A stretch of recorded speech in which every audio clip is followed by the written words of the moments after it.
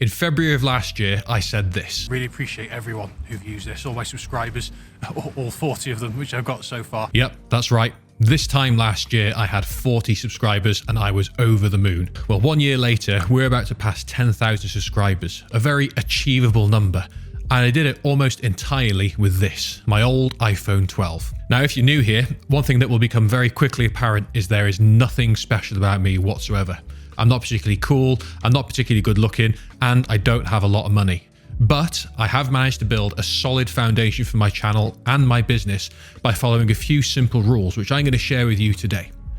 Let me show you what I mean. Now, this video is sponsored by Epidemic Sound, and you can probably guess why they are the perfect sponsor for this video, but we'll talk about them in a bit. Now, having a successful YouTube channel is a lot like sailing. Oh, sorry. Let's get rid of that. One of my daughter's toys. I want you to imagine that this fine contraption is a boat.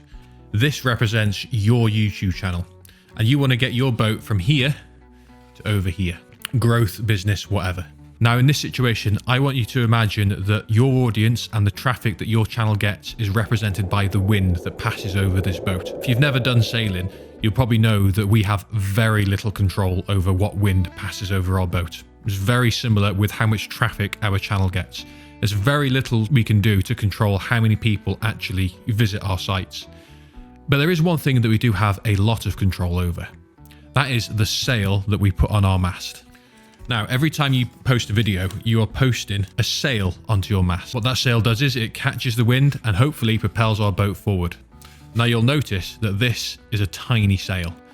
This represents a very low quality video. And what a lot of people do is they make low quality videos and try and put them up frequently to try and catch some of that wind. And it does work a little bit. It catches some of the wind and moves their boat forward. Sometimes the gusts are strong. A lot of people visit the channel. Sometimes they're weak and not many people visit the channel. But with a low quality video, there's very little chance for your channel to get propelled forward by any sort of wind that passes over it, even if you put that mast up frequently. So what you might think you want to do is to build a massive sail, put loads of effort into a really high quality video to catch lots of that wind, which is what some people do. As you can see, you can end up with a massive sail, and if you get a good gust of wind, that will propel your boat forward very quickly. However, these take a long time to build and they're very difficult to do. The other thing is as well, if you spend a lot of time building this sail and there's barely any traffic coming to your channel, you've put all this work in for a little bit of growth. That can be really frustrating. What I've personally found has worked is to go somewhere in the middle, to frequently put up a medium sail. By putting a decent amount of effort into your videos and posting as often as you can, you have the best chance of catching those strong winds. So if there's a strong wind, this sail will catch quite a bit of that wind to propel you forward.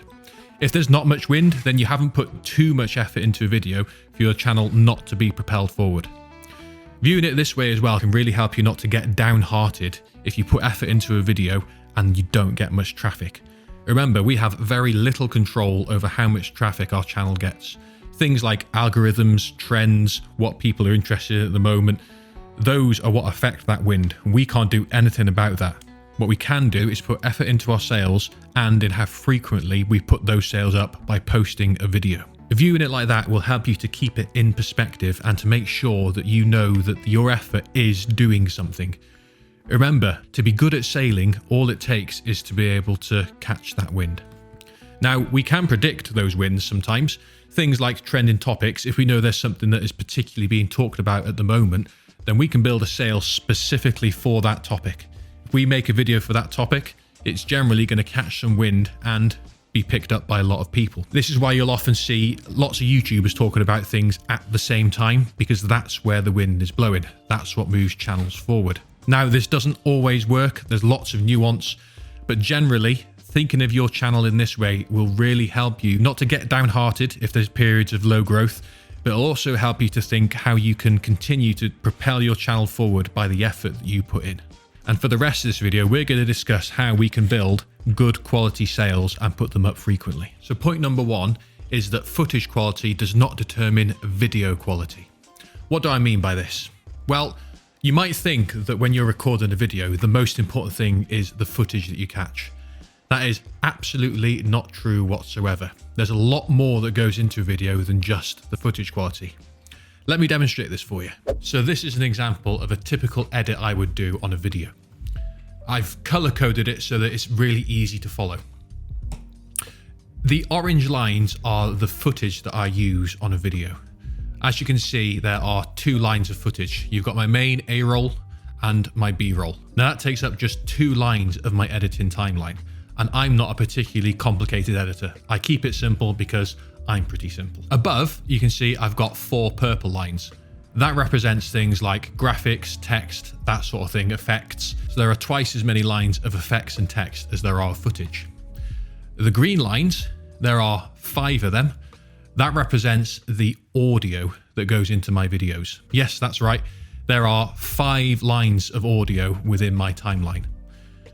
One of the most important things of any video to improve your video quality is the audio quality. When I first started my channel, I didn't know if I was going to carry on. I committed myself to doing at least a year to see if I wanted to carry on, and I have carried on, which is why I was unwilling to spend any money on a new camera. I stuck with my iPhone because that's what I wanted to do. It took me a long time to eventually upgrade to this camera. But one of the first investments I made was in a decent microphone.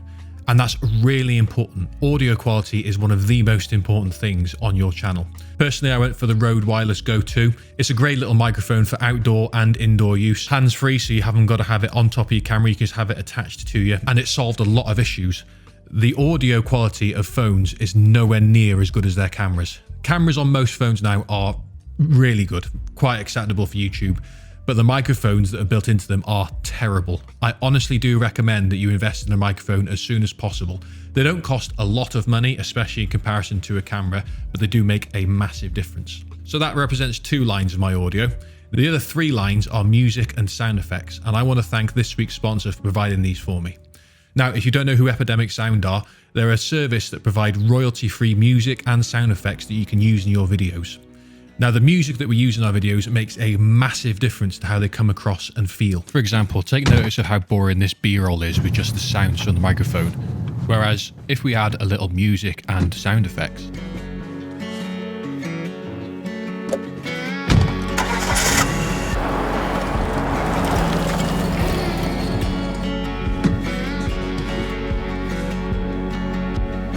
personally, I'm into all sorts of genres of music, but I particularly like to use rock because I'm a drummer and rock music has always been my thing. But with Epidemic Sound, they cover all sorts of different genres that you can use in your videos. The great thing is they work with artists from all over the world and they are constantly updating their library.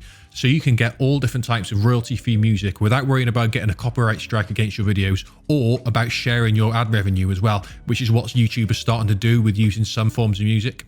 No issues with that whatsoever with Epidemic Sound. For a really affordable price, you can get their really high quality music and sound effects that you can use in your videos. So thank you once again to Epidemic Sound. Now the next point is that first impressions really do matter. And in fact, we actually get to make 3 first impressions on our viewers when they watch our channel. The first thing a viewer sees is the thumbnail of your video. Now, in order to make a good first impression, we want these to be attractive, clickable, but not clickbaity. My advice would be to make something that's simple, very clickable, and very clear, and is true to your subject. There's loads of videos on how to make good thumbnails, so you can watch one of those after you finish watching this video.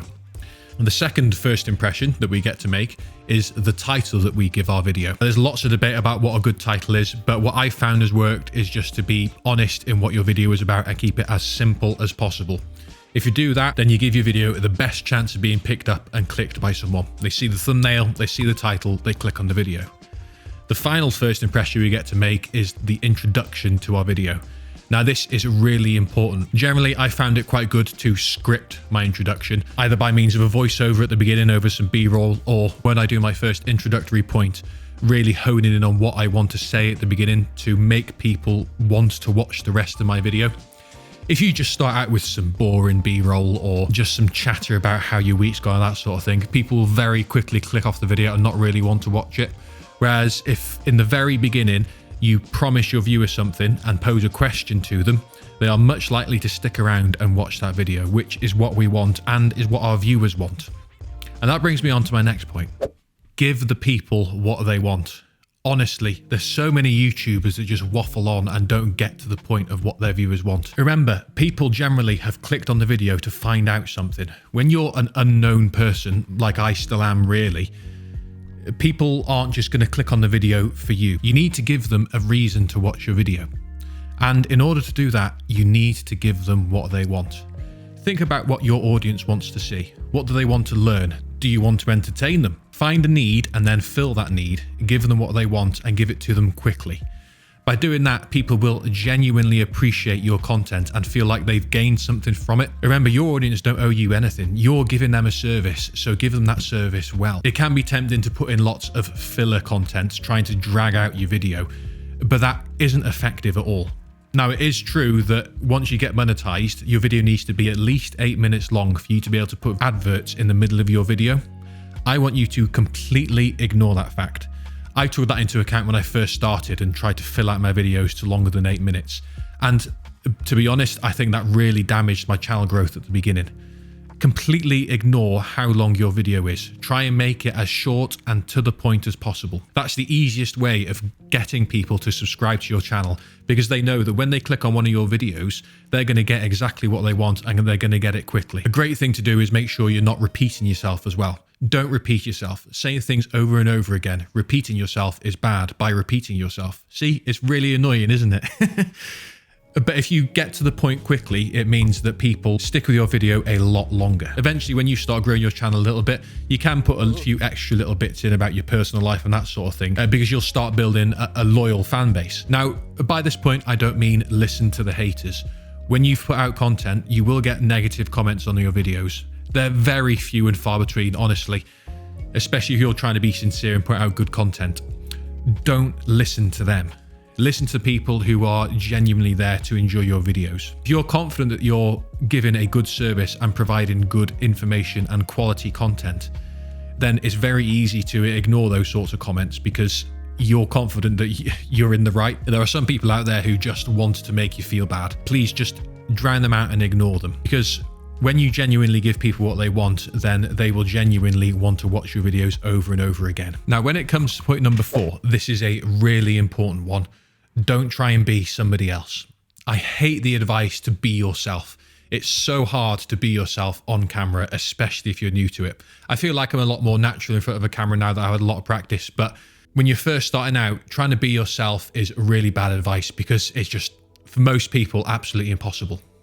So I tried to do the opposite. I tried to not be somebody else. What do I mean by that? Well, when you first start, it can be tempting to try and copy other YouTubers and what they're doing. So my advice would be, when you're in front of the camera, just start talking, make your points, but don't try to be somebody else. That way you will be your most true self in front of the camera, and that's what people will like. When you try and copy somebody else, people have already liked and subscribed to those people. They're going to be able to tell that you're just trying to be a copycat, and that doesn't come across well. Whereas if you are just doing what feels natural to you, people will really gravitate towards that and you will feel a lot more relatable. And that's an important point. That's also a really good point about being somebody completely ordinary like me, with nothing spectacular or extraordinary about me. The fact that we are just average people that are just trying to grow a YouTube channel is really relatable to a lot of other people. And I get comments all the time along those lines that people enjoy my channel in particular because I'm very open about my mistakes. I'm very quick to admit that there's nothing special about me. I like to think that I'm quite a good photographer, which is why a lot of my subscribers have stuck with me, because I put a lot of effort into my photography work. And as a little sub point, if you're good at something, then really do share that on your channel because people will admire that. The only reason I'm half decent at photography is because I've put a lot of work into it. It's not a natural skill by any means for me. I have had to learn a lot to become a decent photographer. But so have a lot of other people, and they'll be able to relate to that. That's the great thing about not trying to be somebody else, is that you become a lot more relatable. You're not going off traveling 6 times a year, spending loads of money, having all these millions of subscribers. You're just average Joe off the street, and people will really like that. You won't get massive channel growth, but in my opinion, we shouldn't be striving after that anyway. A nice, modest, humble channel is really nice to have. There's no pressure. You have a lot of freedom in the work that you do, and I really enjoy it as well. Don't get me wrong, if my channel does grow, that's great, but I'm happy for it to grow nice and slowly. There's nothing wrong with having a small channel that has sustainable growth. That's the important thing, being able to sustain the growth that you have. Now, when it comes to that 6th point, this is really important. Try and get better with each video. A little bit of progress every time you make a video will go a long way. I approached this YouTube channel with the idea of trying to improve one thing about every video that I made. Every time I put up a new sale, I wanted it to be a better quality one than the last one, so it had the best chance of catching that wind that was blowing past my channel to hopefully propel it forward. A lot of YouTubers will tell you that you need to make 100 bad videos before you can start making progress in your channel. In my opinion, that's really bad advice. If by the 100th video you're still making bad videos, there's something not quite right. If you approach your channel with the idea of improving one thing about every video that you make and maintaining that good thing through the next videos, then by your 100th video, you will be making some really good quality videos. If you improve just 1% per video, after 100 videos, you'll be 100% better. When I first started this channel, I knew absolutely nothing about videography. I'm a photographer. Some things translated over, like composition and exposure, but other than that, I had to start from scratch. I had to learn how to shoot, how to write stories, how to video edit, how to color grade. And as you can see, that's going really well. But the thing is, I approached it with the idea of learning on the job and getting better each time. When you do it like that, it has a compounding effect. If you take your channel and try to improve each video at a time, you will gain more and more subscribers. And as you're learning as well, you're creating the content that you need as a sort of foundation, but you're also improving as you do it. Don't try and be perfect before you start. Just make a start and try and get better as you go. Honestly, nobody's going to watch your first few videos anyway, so feel free to make mistakes. And it's really freeing being a new YouTuber because there's no expectations and you can do all sorts of experimentation and to see what sort of thing you like. And that can be a really good experience at the beginning. At some point you will find your groove, but once you're in that groove, you'll be able to really narrow down and make your videos better and better. But of course, shooting with a phone does have some limitations, but you still can produce really, really good videos. In fact, if you watch this video here, that was one of my most well-received videos in the comments. Lots of viewers really liked it and it got loads of likes. And the whole thing was shot on my iPhone 12, except for one scene. Watch that video and see if you can spot which scene it was that wasn't shot on my iPhone, and then go and comment on it there. I'll see you next time.